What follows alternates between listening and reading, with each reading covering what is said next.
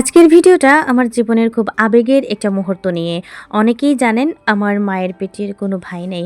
ছোটবেলা থেকেই মনে হতো যদি আমার একটা ভাই থাকতো। কিন্তু আলহামদুলিল্লাহ আল্লাহ এমনভাবে মানুষের ভালোবাসা দেন যে রক্তের সম্পর্ক না থাকলেও অনেক সময় সেই সম্পর্ক আরও গভীর হয়ে যায়। হ্যালো ভিউয়ার্স, আসসালামু আলাইকুম। সবাই কেমন আছেন?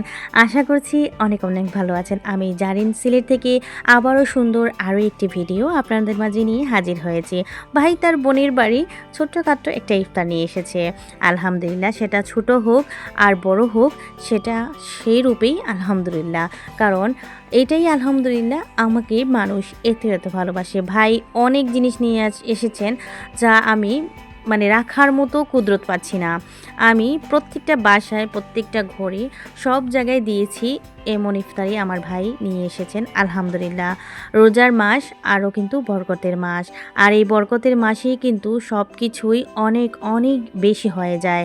আর সেই ভালোবাসার মুহূর্তটা আপনাদের মাঝে নিয়ে আজকে হাজির হয়েছি। আশা করছি আপনাদের ভিডিওটা ভালো লাগবে।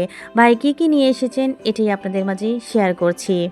আমাদের সিলেট অঞ্চলের একটি সুন্দর ঐতিহ্য আছে, রমজান মাসে ভাই তার বোনের বাড়িতে ইফতার নিয়ে আসে।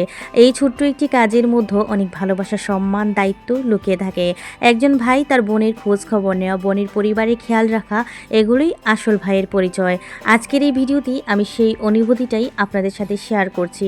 আমার জীবনে আল্লাহ এমন একজন ভাই দিয়েছেন যিনি সব সময় আমার খোঁজ নেন, আমার বাচ্চাদের খোঁজ নেন, আমার হাজব্যান্ডের খবর নেন। শুধু ইফতার নিয়ে আসা নয়, একজন ভাই মানে হচ্ছে বোনের পাশে থাকা। 20 জন 30 জন বোনও থাকতে পারে, সব বোনের কিন্তু ভাই কিন্তু খবর নেবে, আর ওই বোনগুলোই কিন্তু ভাইয়ের খবর নেবে। অনেক মানুষ আছে যারা বলে অন্যের ভাই টেনে পুনে নিয়ে এসেছি। এই কথাগুলো শুনলে অনেক অনেক ভালো লাগে, কারণ ওই ভাইগুলোই আমি নিয়ে এসেছি যারা নিজের বোনও আছে, মারপেটের ভাইও আছে। তারা ভাইকে সম্মান করতে জানে, বোনকে সম্মান জানে। কারণ ভালোবাসা এমন একটা জিনিস। আর ভাই যে ইফতার নিয়ে এসেছেন, আমার ভাইয়ের ছোট্ট একটা বোন আছে, খুব কিউট সেও বলেছে ভাইয়া ইফতারগুলো অসাধারণ হয়েছে। আর ভাই কিন্তু বাসা থেকে ইফতারগুলো নিয়ে এসেছেন এবং হাঁড়ি পাতিল দিয়ে আমি এগুলো ভিডিও করার সুযোগ পাইনি, কারণ এক হাতেই সব কিছু আমার নিজের হাতে করা লেগেছে। এবং এগুলো কিন্তু আমার ভাইয়ের যে আম্মা আছেন উনি কিন্তু দিয়েছেন। তো ভাইয়ের আম্মা মানেই তো আমার আম্মা, আমি কিন্তু ওনাকে মা বলেই ডাকি আলহামদুলিল্লাহ। তো আমার হাজব্যান্ডের সাথে কিন্তু ভাইয়ের অনেক ভালো একটা সম্পর্ক।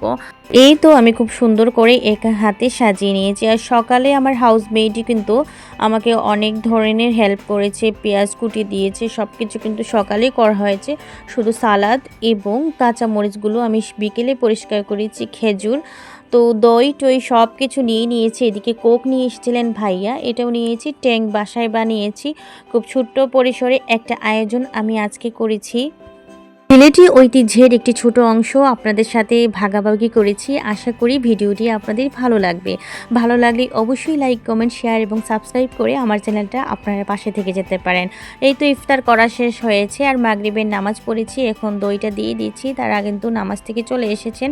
দইয়ের পরে কিছুক্ষণ পরেই কিন্তু আমি চা করেছি, আর আমার হাতের চাটা ভাইয়া অনেক পছন্দ করেছেন বা করেন সব সময়। তো এই তো খুব সুন্দর করে চাটা রেডি করে নিয়েছি। তো আজকের ভিডিওটা জানি না কার কাছে কেমন লাগবে, ভিডিওটা কারো মনকে ছোট করার জন্য কিন্তু দেওয়া না।